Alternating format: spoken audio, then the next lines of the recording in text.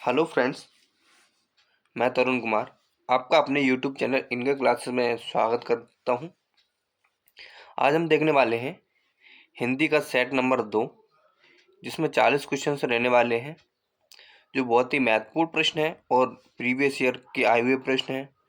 तो इसको बड़े ध्यान से देखिएगा। ज़्यादा टाइम न लेते हुए क्लास को स्टार्ट करते हैं। क्लास स्टार्ट करने से पहले आप लोगों से एक रिक्वेस्ट है, यदि आप हमारे चैनल पर नए हैं तो चैनल को सब्सक्राइब कर लें, साथ ही साथ बेल आइकन को भी दबा लें, क्योंकि यूपी पुलिस कांस्टेबल और यूपीएसआई, यूपीएएसआई, यूपी पुलिस कंप्यूटर की जो काफ़ी भर्तियां आ रखी हैं, उसमें हिंदी का बहुत ही महत्वपूर्ण रोल है। ये सब आप लोगों को पहले से ही पता है।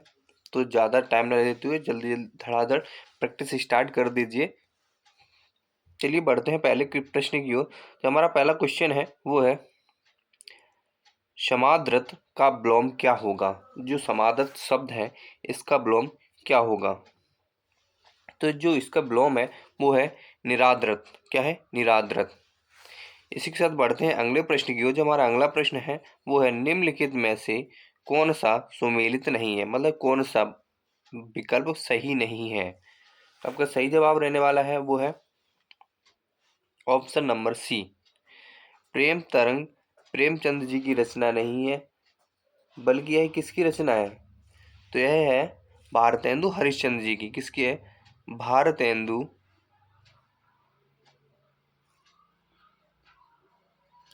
हरिश्चंद्र जी की।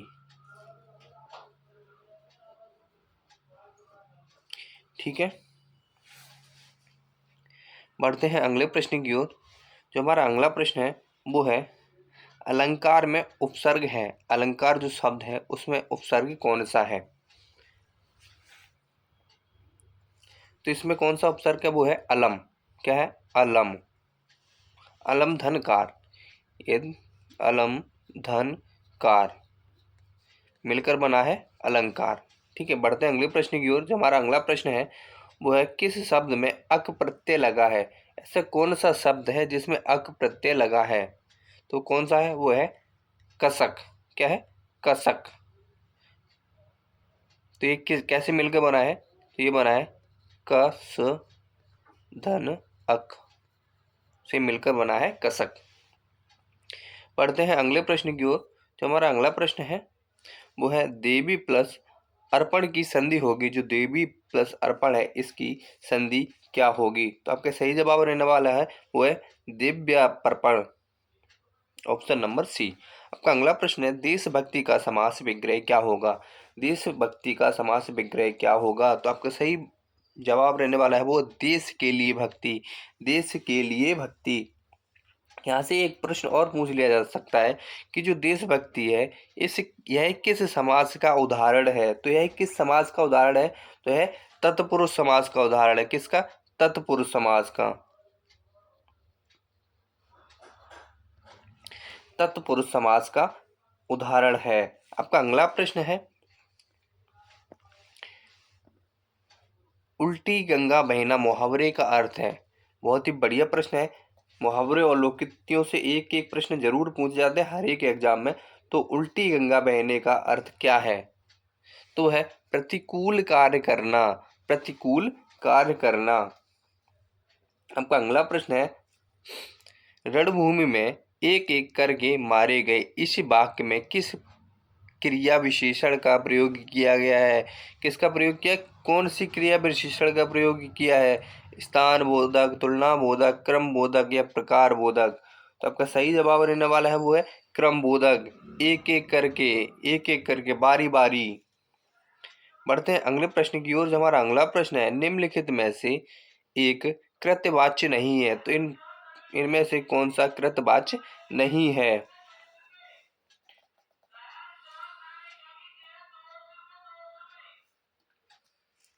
तो जो इसमें कौन सा कृतवाच्य नहीं है वो है अध्यापकों द्वारा विद्यालय में शिक्षा दी जाती है। क्या है? अध्यापकों द्वारा विद्यालय में शिक्षा दी जाती है, जबकि यह काम दूसरा कर रहा है। तो इसमें कृतवाच्य नहीं है। बढ़ते हैं अगले प्रश्न की ओर। नीति का विशेषण है। नीति, नीति शब्द है, इसका विशेषण क्या होगा। तो नीति शब्द का जो विशेषण है वो होगा नैतिक। क्या होगा? नैतिक। क्या होगा? नैतिक। आपका अगला प्रश्न है गंगा यमुना गोदावरी नर्मदा। गंगा यमुना गोदावरी नर्मदा ये किस प्रकार की संज्ञाएं हैं? तो ये किस प्रकार की संज्ञा है? जब किसी भी व्यक्ति या किसी भी नदी यदि का नाम आए, जहाँ पे भी नाम दर्शाया जाए, तो वह क्या कहलाएगी? वह जातिवाचक संज्ञा नहीं बल्कि व्यक्तिवाचक संज्ञा कहलाएगी। तो आपका सही जवाब क्या होगा? व्यक्तिवाचक संज्ञा का उदाहरण है। जहाँ एक वचन का बोध हो वहां व्यक्तिवाचक होगा। गंगा नदी एक है, यमुना नदी भी एक है, गोदावरी भी एक है। अगर यहाँ पे आता नदियां, नदियां या नदी, तो ये सारे के सारे जातिवाचक संज्ञा के उदाहरण थे, क्योंकि नदी भाई कोई भी नदी हो सकती है, एक्स वाई जेड। बढ़ते हैं अगले प्रश्न की ओर। जो हमारा अगला प्रश्न है वो है निजवाचक सर्वनाम है। तो निजवाचक सर्वनाम कौन सा है? तो बताओ निजवाचक सर्वनाम कौन सा है? तो वो है आप। कौन सा है? आप।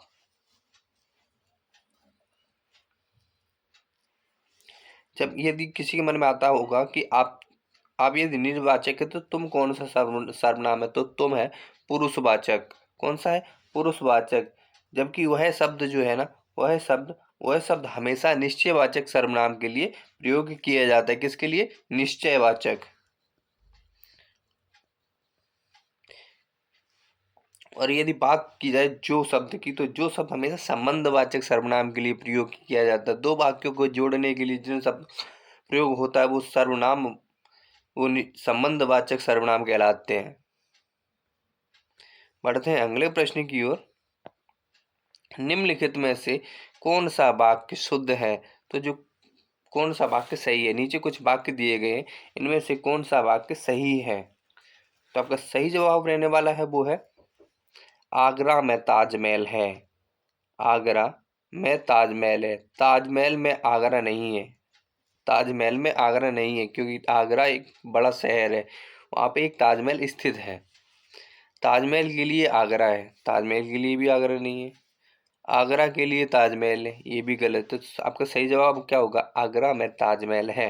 आपका अगला प्रश्न है सर सर का अर्थ क्या होगा? श्रुति, समानार्थक शब्द, यह इनमें से एक प्रश्न जरूर एग्जाम में पूछा जाता है। तो इसका सही जवाब क्या रहने वाला है? वो है एक सर माने होता है बाण और दूसरे सर का मतलब होता है तालाब। तो आपका सही जवाब होगा ऑप्शन नंबर डी। बढ़ते हैं अगले प्रश्न की ओर। वह काव्य जो केवल सुना जा सकता है के लिए एक शब्द है। वह वाक्य जो केवल सुना जा सकता है उसके लिए कोई एक शब्द बताइए। सुनने के लिए क्या प्रयोग किया जाएगा? आप लोग बताइएगा। तो सुनने के लिए श्रोता, जो सुन रहा हो। तो श्रोता में क्या आता है? श्रय। तो इसके लिए होगा श्रव्य काव्य।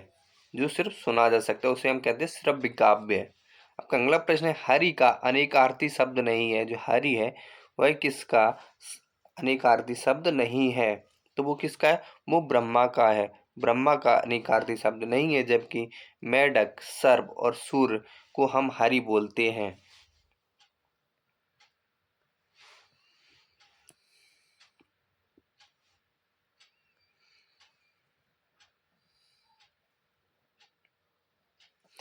अब अगला प्रश्न है इनमें से एक इंद्र का पर्यायवाची नहीं है। इनमें से एक इंद्र का पर्यायवाची नहीं है। तो कौन सा इंद्र का पर्यायवाची नहीं है? बताओ। तो वो है कमलापति। कमलापति, कमलापति किसका पर्यायवाची है जब इंद्र का नहीं है? तो यह लक्ष्मी जी का पर्यायवाची है। किसका? लक्ष्मी जी का। यह लक्ष्मी जी का पर्यायवाची है, जबकि इंद्र का पर्यायवाची है सुरपति, सचीपति और अमरपति। बढ़ते अगले प्रश्न की ओर। तद्भव तत्सम की दृष्टि से कौन सा युग्म सही नहीं है? कौन सा युग्म सही नहीं है? तो आपका सही जवाब होगा चौपाया और चतुष्टक।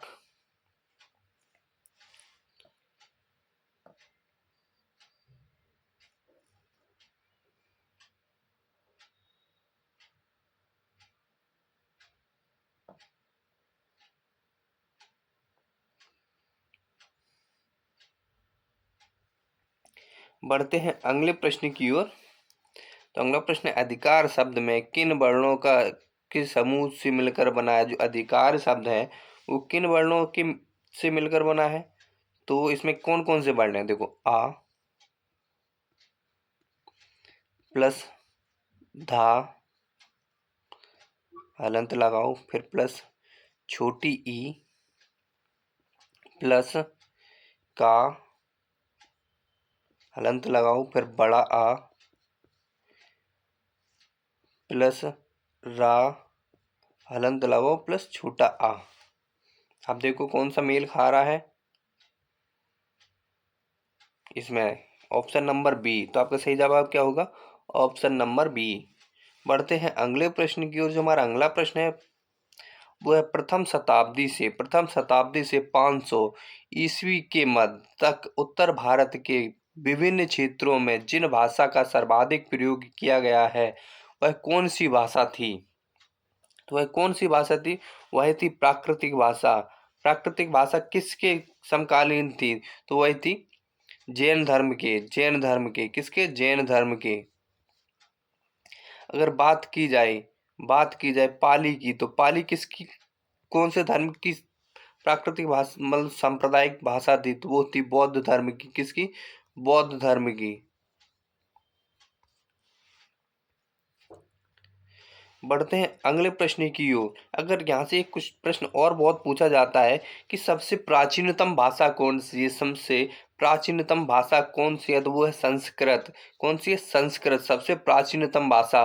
और प्रश्न यहाँ से एक यह भी बनता है कि जो हमारी हिंदी भाषा है यह किससे निकल कर आई है? तो यह भी हमारी संस्कृत से निकल कर आई है। इसी के साथ बढ़ते हैं अगले प्रश्न की ओर। निम्नलिखित में से कौन सा पुल्लिंग शब्द है? तो कौन सा पुल्लिंग शब्द है? तो कौन सा पुल्लिंग शब्द है? तो वो है चमगादड़। चमगादड़। कौन सा है? चमगादड़। गुरु का बहुवचन क्या होगा? तो जो गुरु शब्द है उसका बहुवचन शब्द क्या होगा? तो वो होगा गुरुजन। क्या होगा? गुरुजन। क्या होगा?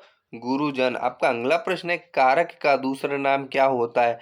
तो कारक को हम परसर्ग भी कहते हैं। क्या कहते हैं? कारक को हम परसर्ग भी कहते हैं। आप लोगों को वीडियो कैसी लग रही कमेंट बॉक्स में थम्स अप करके बता दीजिएगा। क्वेश्चन नंबर 24 बहुत ही महत्वपूर्ण प्रश्न। किस वाक्य में आवृत्तिवाचक विशेषण है? आवृत्तिवाचक बार बार आया, कौन सा वाक्य है जिसमें बार बार शब्द का प्रयोग किया गया है? तो आपका सही जवाब रहने वाला है वो है, राज्य सरकार का यह दूसरा बजट है। निरंतरता। निरंतरता।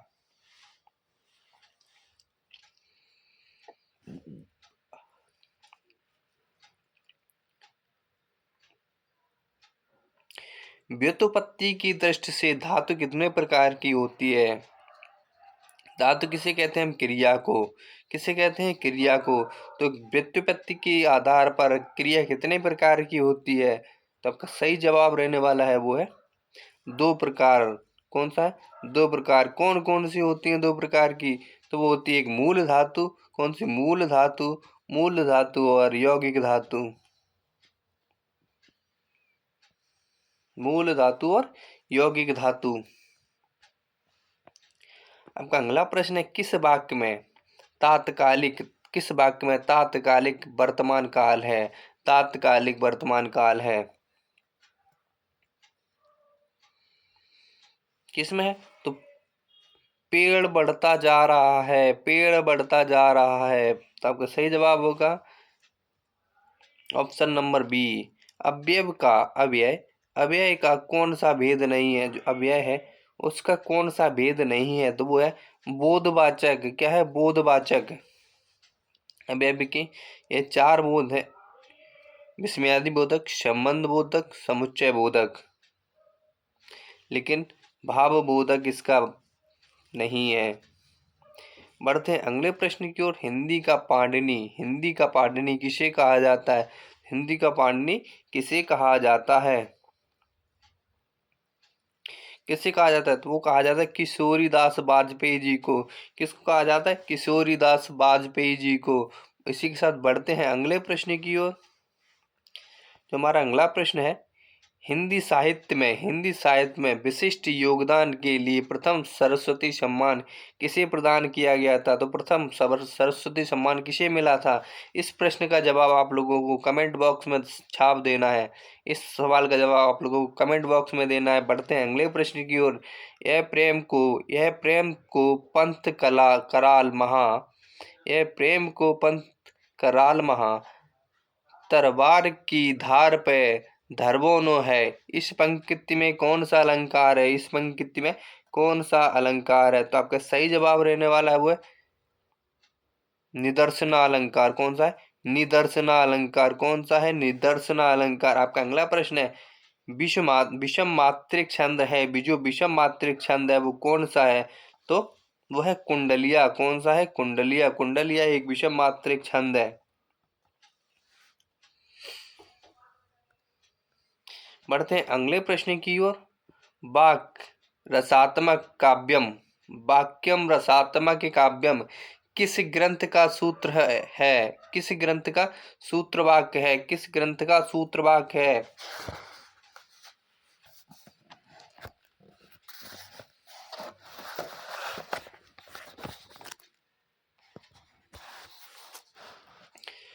बताइए किस ग्रंथ का। तो आपका सही जवाब रहने वाला है ऑप्शन नंबर डी, साहित्य दर्पण। किसका है? साहित्य दर्पण का। आपका अगला प्रश्न है, किस विराम चिन्ह को सामासिक चिन्ह भी कहा जाता है? तो किसको सामासिक चिन्ह कहा जाता है?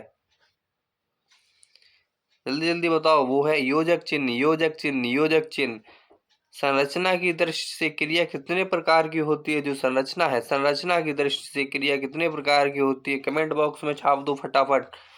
फटाफट कमेंट बॉक्स में छाप दो। संरचना की दृष्टि से क्रिया कितने प्रकार की होती है? बढ़ते हैं अगले प्रश्न की ओर। वर्तमान प्राचीन भविष्य आगामी। वर्तमान प्राचीन भविष्य आगामी है। क्या है? यही क्या है? तो है गुणवाचक विशेषण। क्या है? गुणवाचक विशेषण। अगर बात करें संरचना की दृष्टि से क्रिया कितने प्रकार की होती है, तो वो होती है 5 प्रकार की। वो होती है 5 प्रकार की। कौन कौन सी होती है? सामान्य, सामान्य, संयुक्त, नाम धातु,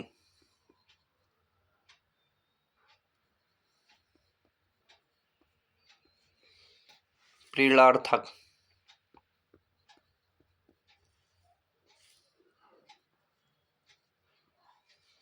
अगली कौन सी होती है? वो होती है पूर्णकालिक।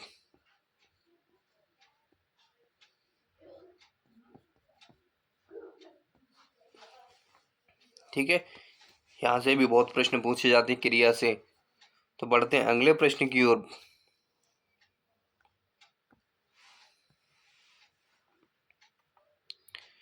श्रोता या पाठक आते हैं, जो श्रोता या पाठक आते हैं वो किस में आते हैं? किस में आते हैं? उत्तम पुरुष, मध्यम पुरुष या अन्य पुरुष में? किस में आते हैं? उत्तम पुरुष या मध्यम पुरुष या अन्य पुरुष में? तो आपका सही जवाब रहने वाला है वो है मध्यम पुरुष। क्या है? मध्यम पुरुष।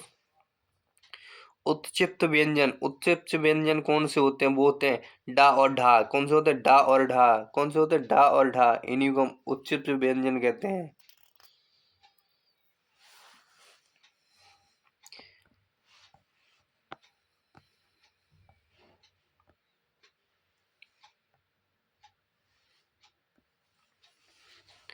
अगला प्रश्न है, भारतीय संविधान की 8वीं अनुसूची में किस भाषा को स्थान प्राप्त नहीं है?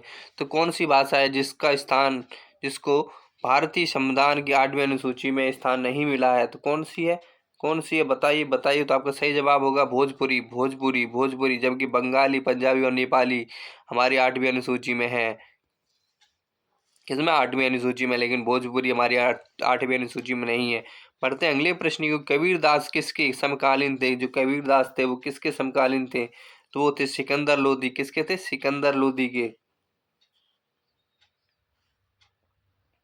आपका अगला प्रश्न है, गोरा चित्रा राजश्री। राजश्री किसकी कृति है?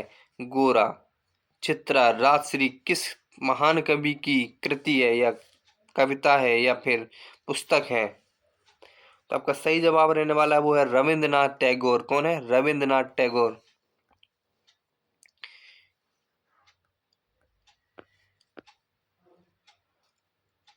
आप लोगों को वीडियो कैसी लगी कमेंट बॉक्स में थम्स अप करके या कमेंट करके जरूर बताइएगा, और वीडियो को लाइक कर दीजिए,